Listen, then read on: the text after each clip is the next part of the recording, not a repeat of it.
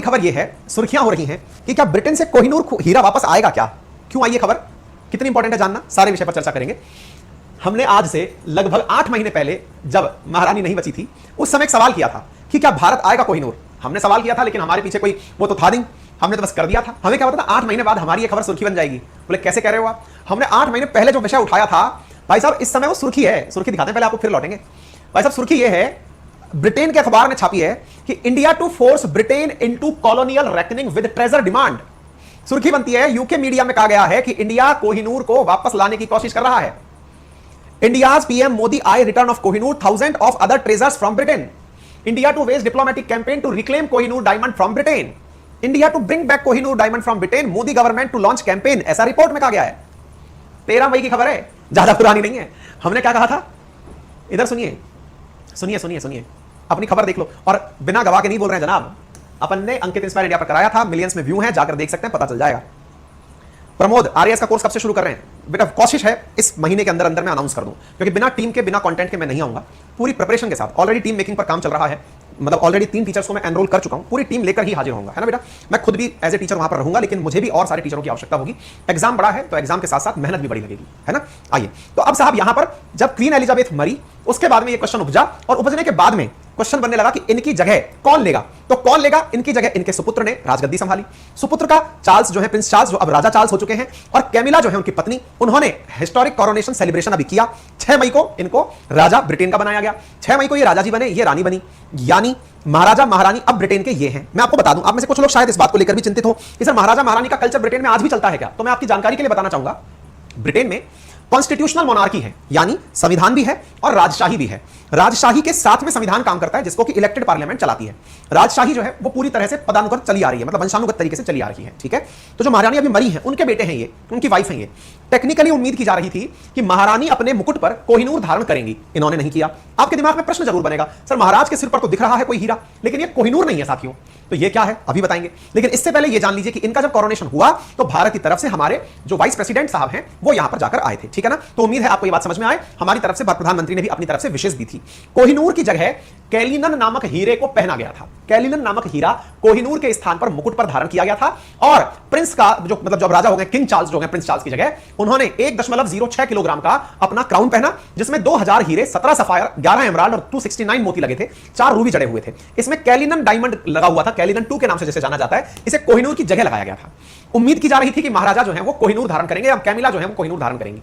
महारानी ने पहले ही इनकार कर दिया था कि मैं कोहिनूर धारण नहीं करूंगी। इससे ये कयास ज्यादा लगाए जाने शुरू हो गए। देखिए खबर देख सकते हैं, 5 मई की ही है। Kohinoor diamond isn't on display at coronation, no Kohinoor for queen consort Camilla at king Charles. सब जगह ये खबर आ गई, लेकिन सवाल उठना शुरू हुआ कि क्यों महाराजा महारानी कोहिनूर नहीं पहन रहे हैं। Why Camilla will not wear Kohinoor diamond at coronation. King Charles तृतीय जो राजा बने हैं और उनकी महारानी जो है वो कोहिनूर क्यों धारण नहीं कर रहे हैं? क्यों नहीं धारण कर रहे हैं तो सबको पता था। कारण ये था जनाब, हमारे इंडियंस ने फुल माहौल बनाया हुआ है, हमारा कोहिनूर वापस दो, हमारा कोहिनूर वापस दो। हमने फुल गेम मचाया हुआ है। इसी आधार पर खबर छपती है हाल ही में 13 मई और 14 मई को कि क्या इंडिया कोशिश कर रहा है क्या कोहिनूर को वापस लाने की?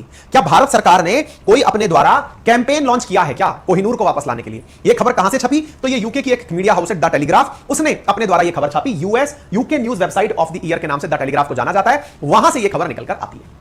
तो अब तो साहब आपके मन में भी बहुत सारे गूज़बम्स आ गए होंगे कि वाह इंडिया कोशिश तो कर रहा है, मतलब हमारा ट्विटर कैंपेन काम आ रहा है। तो आज के सेशन में हम कोहिनूर की कहानी भी जानेंगे। काफी लंबी चौड़ी कहानी है, हालांकि मैं पहले भी बता चुका हूं, फिर भी एक बार बताऊंगा। कहानी बहुत लंबी है, वो भी साझा की जाएगी, और साथ में यह भी बताया जाएगा कि क्या वाकई में भारत कोशिश कर रहा है कि यह खबर फर्जी है। सारी बातें आज के सेशन में की जाएंगी। लोगों का कहना है, रिपोर्ट्स, मीडिया रिपोर्ट्स का कहना है कि भारत लगातार राजनयिक समन्वय स्थापित कर रहा है उन सब चीजों के लिए जो ब्रिटिशर्स के काल में यहां से चुराकर वहां लेकर गई थी। आर्कियोलॉजिकल सर्वे ऑफ इंडिया निरंतर वहां पर अपडेट दे रहा है कि हमारी ये चीजें हैं जो आपके पास हैं, इन्हें लौटाने का कष्ट करें, जिनमें टीपू सुल्तान की ring, Benin bronze to Nigeria, और ये एल्गिन मार्बल की आर्ट, और ये सब चीजें जो उनके पास हैं, लॉर्ड हरिहरा, इनकी तस्वीरें, इन सबको मांगने का काम किया जा रहा है। अब तक 251 कलाकृतियां जो है वो भारत की तरफ आ चुकी हैं। उम्मीद की जा रही है कि आने वाले समय में और ज्यादा चीजें निकल कर आएंगी। साथियों मैं जो भी पूरी कहानी आपको सुनाऊंगा कोहिनूर की, वो पूरी कहानी बीबीसी से हमने ली है। अगर आप चाहें तो बीबीसी से सुन सकते हैं, पढ़ सकते हैं। अगर आप मुझसे सुनना चाहते हैं तो मैं इसी चीज को पढ़कर सुनाऊंगा, है ना। तो ये रेहान फजल बहुत अच्छे ऑडिटर हैं, बीबीसी के संवाददाता हैं, और जब ये बातें बोलते हैं तो ऐसा लगता है कि बस सुनते चलो, है ना। इनकी ही डॉक्यूमेंट्री है, उसी की चीजें हैं जो यहां लिखी हुई हैं, तो मैं आपको यहां से पढ़ के सुना देता हूं। इन्होंने पूरी कहानी कवर की है मशहूर हीरे कोहिनूर की। देखिए मैं अपने बारे में कुछ चीजें आपको फिर से क्लियर कर दूं। ना मैं संवाददाता हूं, ना मैं पत्रकार हूं, है ना, और ना ही मैं ओरिजिनल कंटेंट क्रिएटर हूं। ओरिजिनल कंटेंट क्रिएटर से मतलब कि भाई मैं इन खबरों को खोजकर कहीं से मैं सर्वे करके निकाल के ला, मैंने रिसर्च की और मैं जाकर के मुगल काल के या फिर जो मतलब अंग्रेजों के काल के लोग हैं उनसे जाकर मिला और मेरी अपनी ओरिजिनल खबर है। जी नहीं, मैं आप लोगों को वो चीजें साझा कर रहा हूं जो इधर उधर चल रही हैं। यानी मैं एक तरह से कॉपी पेस्ट का मास्टर आदमी हूं, है ना। इधर से कुछ उठाया, उधर से कुछ उठाया, आपको बता दिया। और क्यों बता दिया? मुझे ऐसा लगता है कि ये चीजें आपके लिए काम की हैं। वो आपको क्यों ऐसा लगता है? क्योंकि मेरे अनुभव है परीक्षाओं को दिए जाने के, उनसे मेरे अनुभवों से जुड़कर ये चीजें निकल कर आई कि विद्यार्थियों के लिए ये काम का हो सकता है। और सूचनाएं जो दुनिया भर की चल रही हैं उनमें से 15-20 जगह की सुर्खियों को एक साथ कलेक्ट करके मुझे लगता है कि यदि ये चीज सही तरीके से बताई जाए तो इन्फॉर्मेशन के नाम पर जो गंदगी फैली है वो साफ हो जाएगी। ये कोशिश रहती है ना।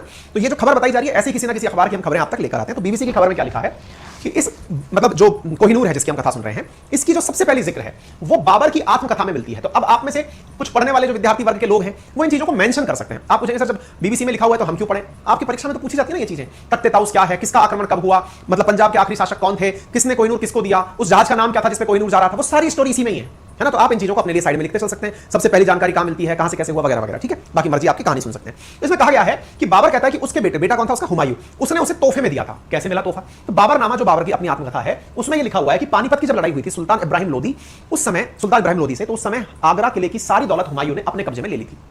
ठीक है, दौलत कब्जे में ले ली तो हीरा मिल गया। यह जानकारी मुगलों के पास रिटर्न डॉक्यूमेंट में उपलब्ध थी। ठीक है, अच्छा। इसके बाद में चमक बढ़ाने के लिए औरंगजेब ने इसे जौहरी को दिया था। चमक बढ़ाने के लिए हीरा था तो इसकी चमक बढ़ानी थी। भाई अद्वैत गजब सुपर थैंक्स भेजो भैया, 1100 रुपए भेज दिए हैं। Let's gift it to British as whoever takes the Kohinoor the country falls Nadir Shah secondly lots of Kohinoor diamond. Advait ये जानकारी जो आप दे रहे हो ना इसको भी हम क्लियर करेंगे। आपका कहना है कि वो कोहिनूर जिसके पास गया उसका पतन हो गया, ऐसा नहीं है। आज के सेशन में आपको ये जानकारी पता चल जाएगी। इसके बारे में अब यह नियति बन चुकी है कि कोहिनूर यदि महिलाओं के पास जाता है ना, यदि महिलाएं कोहिनूर धारण करती हैं तो फिर कोई दिक्कत नहीं होता। तो जो महारानी अपनी इनसे पहले जो प्रिंस चार्ल्स की जो मां थी वो जब एक्सपायर हुई है महारानी एलिजाबेथ, तो उन्होंने तो 90-96 साल तक राज किया है ना। जब तक थी तब तक वो ब्रिटेन की महारानी थी।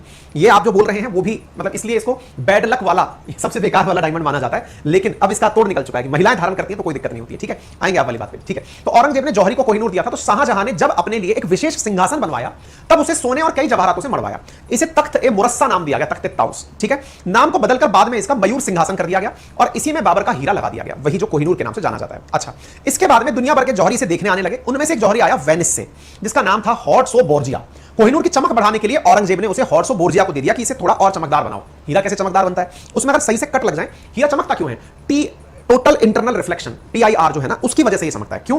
जब लाइट उसमें अंदर जाती है तो उसके जो एजेस हैं उनसे टकराकर लाइट कहीं दूसरी जगह जाती है, तीसरी जगह जाती है, तो वो अपने आप में एक चमकता हुआ पुंज दिखता है। तो हीरा इसीलिए कहते हैं ना, हीरा जौहरी के द्वारा तलाशा जाता है। कोयला हीरे में बदलता कैसा? जब जौहरी तलाशता है उसमें जो एंगल्स दिए जाते हैं उनकी वजह से उसकी चमक बढ़ती है। ठीक है, तो जौहरी को जब दिया तो जौहरी ने इसके कई टुकड़े कर दिए। कहते हैं कि ओरिजिनली ये 739 कैरेट का था, यानी इतना वजन था इसका, लेकिन घट करके ये 186 कैरेट का रह गया। उसने घिसते घिसते, वो बंदर वाली बात हो गई, 2 बिल्लियां लड़ रही थी, बंदर ऊपर से देख रहा था, बंदर बोला ला बहन मैं तेरी रोटी छोटी कर दूं क्योंकि तुम बराबर करने के नाम पर लड़ रहे हो। तो दूसरे दोनों बिल्लियों की जो बंदर रोटी खाते खाते उनको इतना सा टुकड़ा छोड़ दिया, वो वाली चीजें यहां थी, वो घिसते घिसते 186 का रह गया। अच्छा, अब ये इतना छोटा रह गया कि मुर्गी के छोटे अंडे के बराबर आकार का हीरा रह गया। बीबीसी की रिपोर्ट है, मेरी नहीं है।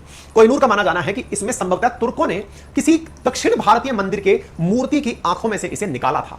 अब सवाल यह है कि इब्राहिम लोधी के पास कहां से पहुंचा, यानी कि लोधी डायनेस्टी के पास ये कहां से आया? भाई मुगलों ने लिया, मुगलों का इतिहास समझ में आया, उनके पास ये हीरा कहां से आया? तो इसके बारे में कहा जाता है Kohinoor the story of the world's most infamous diamond नामक पुस्तक है और इस पुस्तक के लेखक है विलियम डेल रैम्पेन। इस पुस्तक का नाम याद कर लेना, मोस्ट इनफेमस। इनफेमस मतलब इसको लेकर भयंकर कलेश हुए, जिसके साथ में गया ये वो बर्बाद ही हुआ, ये वो वाला फेमस मतलब वो है इनफेमस यानी अप्रसिद्ध। तो इसके बारे में इनका कहना है कि कोहिनूर का आधिकारिक जिक्र 1750 में फारसी इतिहासकार मोहम्मद मारवी के नादिर शाह के भारत में वर्णन में मिलता है। मारवी लिखते हैं कि उन्होंने अपनी आंखों से कोहिनूर को देखा था। वो कहते हैं कि तख्ते ताउस के ऊपरी हिस्से में यह जड़ा हुआ था जिसे नादिर शाह दिल्ली से लूटकर ईरान ले गया था। कोहिनूर मुर्गी के छोटे अंडे के बराबर था जिसके बारे में कहा जाता था कि उसे बेचकर पूरी दुनिया के लोगों को 2.5 दिन तक खाना खिलाया जा सकता है। इतना कीमती कोहिनूर उस समय हुआ करता था। तख्ते ताउस को बनाने में ताजमहल से 2 गुना धन लगा था और बाद में कोहिनूर को तख्ते ताउस से निकाल लिया गया ताकि नादिर शाह इसे अपनी बाजू पर बांध सके।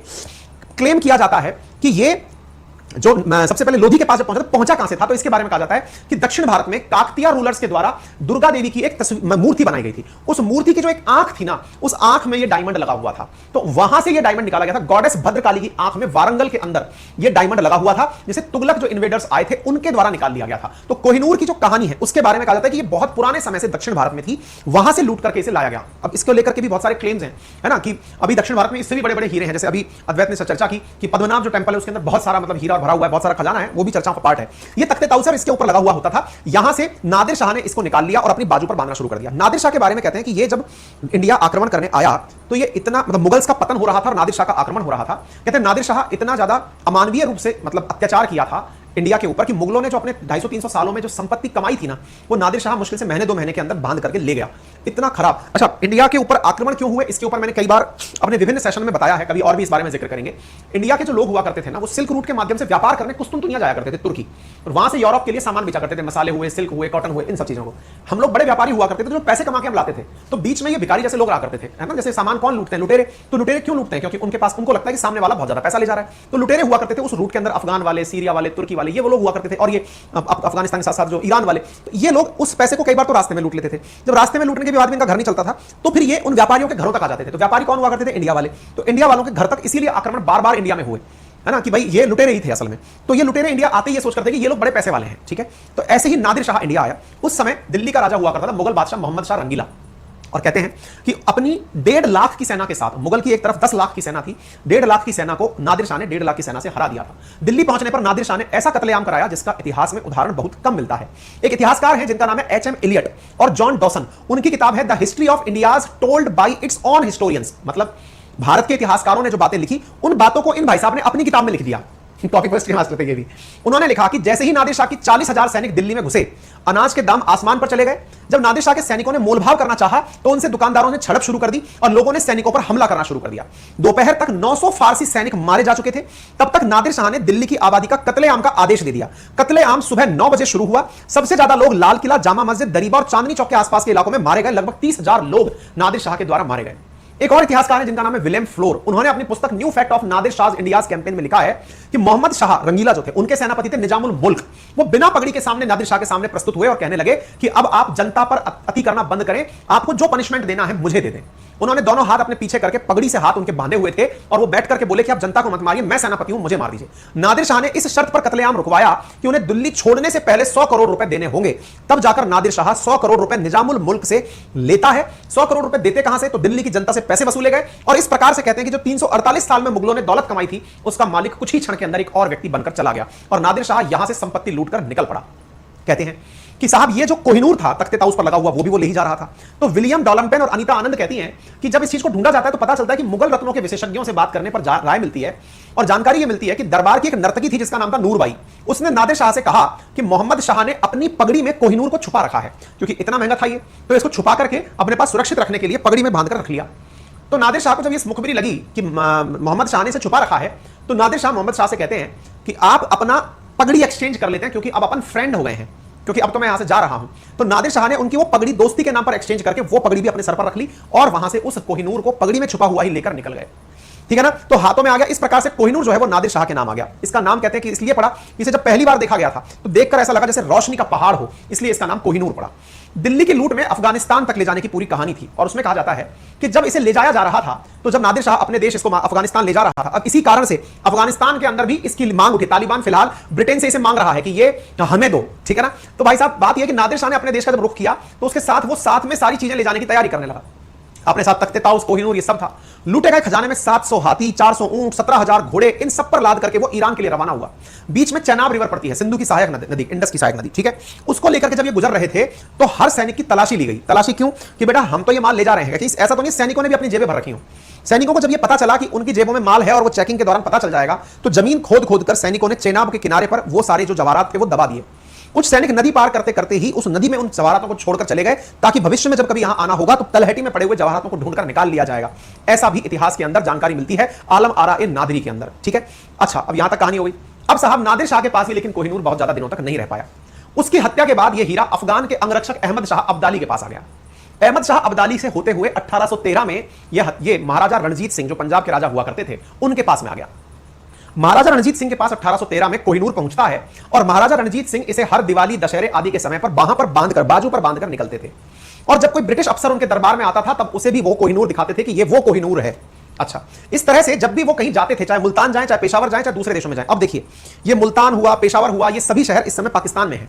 तो होता यह था कि जब मुल्तान या पेशावर जाया करते थे तो भी अपने साथ में इन सब चीजों को साथ लेकर जाते थे। इस कारण से अब जो कोहिनूर की डिमांड उठती है उसमें पाकिस्तान भी क्लेम करता है कि कोहिनूर हमें मिलना चाहिए। लूट कर कौन ले गया था, नादिर शाह, अफगानिस्तान। तो अफगानिस्तान वाले डिमांड करते हैं। रणजीत सिंह जो थे वो पाकिस्तान में थे, वो डिमांड करते हैं कि साहब ये हमारे पास होना चाहिए, ठीक है। इंडिया डिमांड करता है क्योंकि गया तो यहीं से ही था। इस तरह से सभी लोग इसकी डिमांड कर रहे हैं। अब कैसे आया, अंग्रेजों के पास फिर कैसे पहुंचा, तो फिर होती है अंग्रेजों की और सिखों की लड़ाई, एंग्लो सिख वॉर। जब आप हिस्ट्री पढ़ेंगे तो इस बारे में जानेंगे। 1839 में रणजीत सिंह जी की मृत्यु हो जाती है।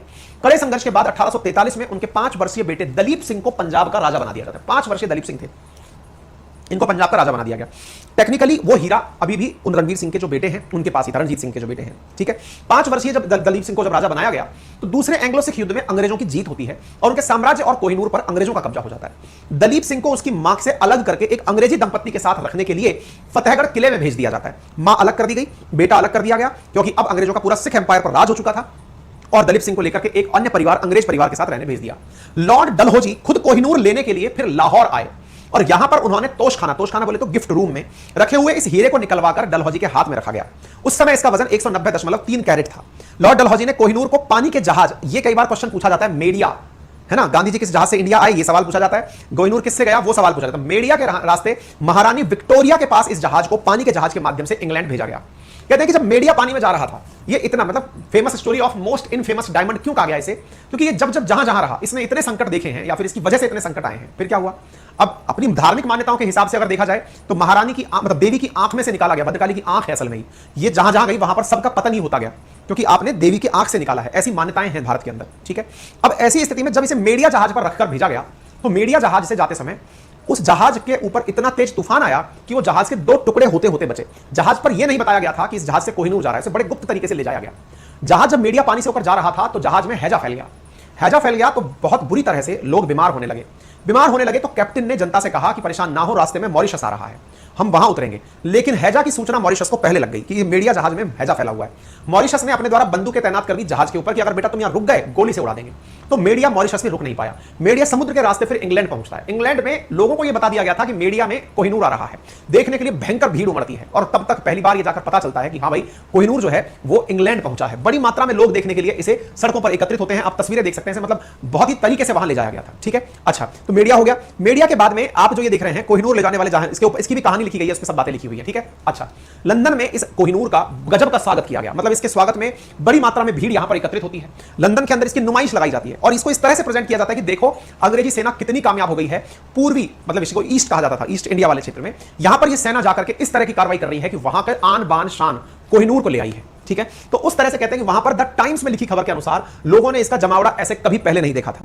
लेकिन जब प्रदर्शनी शुरू हुई तो वहां बूंदाबांदी हो रही थी, अंदर घुसने में घंटों लाइनों का इंतजार करना पड़ रहा था। हीरा पूरब में यानी ईस्ट में, इंडिया ईस्ट में आता है ब्रिटेन की तुलना में, तो उसकी ताकत का प्रतीक बन गया और इस प्रकार से यहां पर आप देख सकते हैं जनता इसे देखने आई। फिर क्या हुआ, अब दलीप सिंह जो 5 साल के थे धीरे धीरे ये बड़े होने लगे।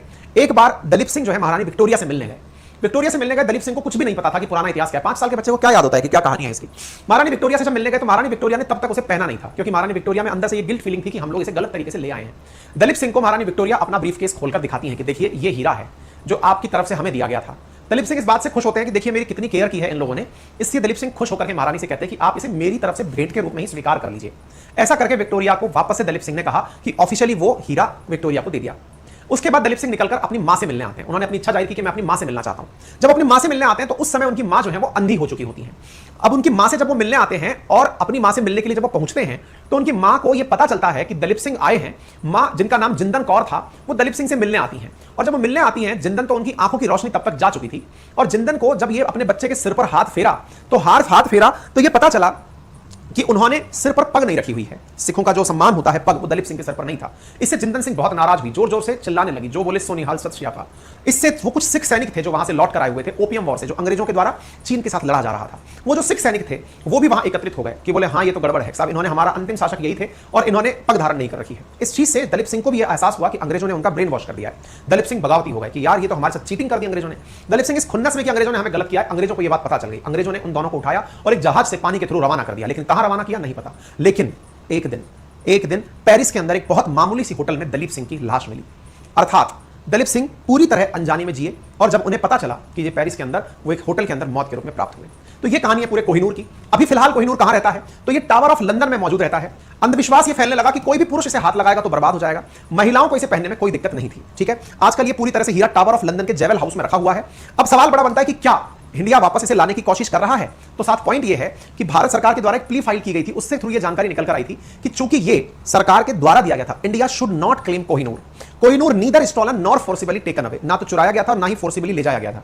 Kohinoor handed over to East India Company, ये उस समय का जवाब है भारत सरकार का। Diamond handed over by years of Maharaja Ranjit Singh, Maharaja Ranjit Singh के बेटे दलीप सिंह जी के द्वारा, चूंकि ये खुद से दिया गया था उन्हें विक्टोरिया को, इसलिए हम इसे क्लेम नहीं कर सकते। ये 2016 में सरकार के द्वारा दिया गया जवाब है कि क्या हम इसे ला सकते हैं, तो चूंकि जब हमने खुद ने दिया है दी हुई चीज को कैसे ला सकते हैं, ठीक है। हालांकि इस चीज के बाद में मतलब सुप्रीम कोर्ट में ये प्ली पूछी गई थी, तब ये सरकार ने जवाब दिया था। हालांकि लोग जो है वो इसकी डिमांड कर रहे हैं, पाकिस्तान इसकी डिमांड कर रहा है कि महाराजा तो यहीं से थे, तालिबान डिमांड कर रहा है कि अफगानिस्तान का था, सब लोग कोहिनूर के पीछे पड़े हुए हैं। भारत सरकार इस चीज पर यानी कि जेस्चर ऑफ गुड जेस्चर पर है ना, कि भाई ये लोग आप हमको वापस दे दें तो बेहतर होगा, इस तरह की चीजें चल रही हैं, ठीक है। क्वेश्चन पूछा गया था कोहिनूर के बारे में, diamond Shahjahan jewel state peacock throne, ये क्वेश्चन